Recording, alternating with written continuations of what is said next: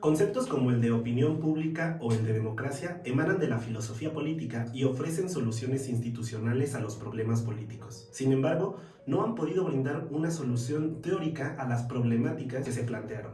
Y es que filósofos como Locke, Montesquieu, Rousseau, Kant o Hegel se dieron a la tarea de justificar a la opinión pública como una institución propia y necesaria del ordenamiento jurídico, pero no se explica la aparición y el desarrollo de esa práctica política que caracterizaba a la burguesía. La aparición de esta burguesía trajo consigo el nacimiento de lo que hoy conocemos como vida pública, la cual se da de la manera empírica al momento en el que las personas ilustradas y con propiedades comienzan a reflexionar sobre los asuntos públicos durante las tertulias, en los cafés y en los clubes que más tarde se publicarían y debatirían en las páginas de los periódicos. Por ello, es que el concepto de opinión pública estaba estrechamente relacionado con la constitución racional del Estado moderno. El problema que la opinión pública intentaba plantear y resolver fue el de la formación de la decisión política de Estado.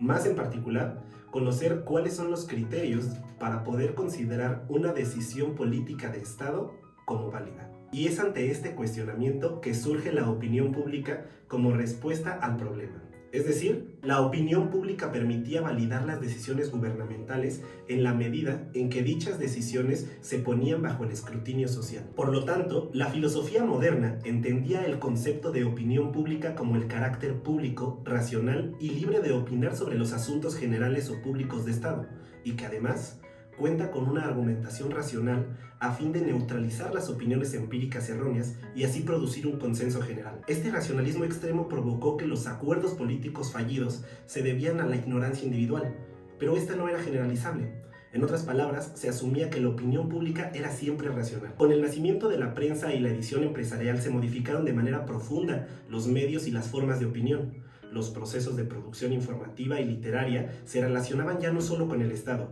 sino ahora también con el mercado. Esto se debió en gran medida a las condiciones históricas sobre las cuales se ciñe el concepto de opinión pública, y una de ellas es la aparición del individuo como sujeto de todos los procesos sociales, así como la separación entre la sociedad civil y el Estado, lo que significa que para resolver el problema de la decisión política se requiere del consenso entre la pluralidad de opiniones e individuos. La razón del por qué en la opinión pública imperaba una exigencia de argumentación racional se remonta al tiempo en el que se erigió el Estado moderno, el cual buscaba una ruptura total con el fundamento teológico. En este sentido, la opinión pública era el ejercicio de reflexión de los individuos libres sobre su asociación y existencia universal como seres libres, de tal forma que las leyes y las decisiones gubernamentales se convertían en objetos de libre examen que estaban abiertas a la posibilidad de ser corregidas bajo el principio fundamental de libertad. Más tarde, con la aparición de las masas, el problema de la decisión política de Estado, al que hace referencia la opinión pública, se vuelve más complejo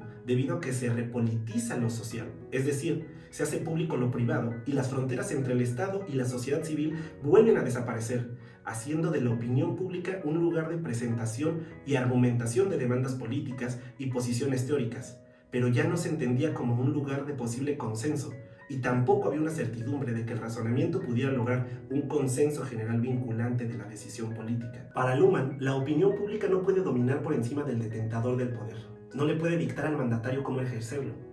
En otras palabras, el autor resignifica la concepción tradicional de la opinión pública ya no con un dominio racional de lo político. Luhmann critica que la opinión pública ha identificado correctamente su problema de referencia.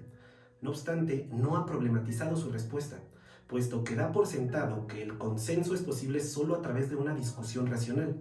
Sin embargo, el autor ha introducido otras dos condiciones para que la opinión pública logre el consenso. La primera condición supone un específico interés y una atención consciente de los ciudadanos por determinados asuntos o temas relativos al acontecer actual. La segunda condición supone la existencia de un tema atendible para que de este modo la emisión de opiniones se guíe conforme a reglas que determinan la racionalidad de las decisiones. En conclusión, la intención de Luhmann es sugerir que todo debate público, por más plural y racional que sea, no garantiza que la opinión resultante sea correctamente racional y válida para ser aplicada.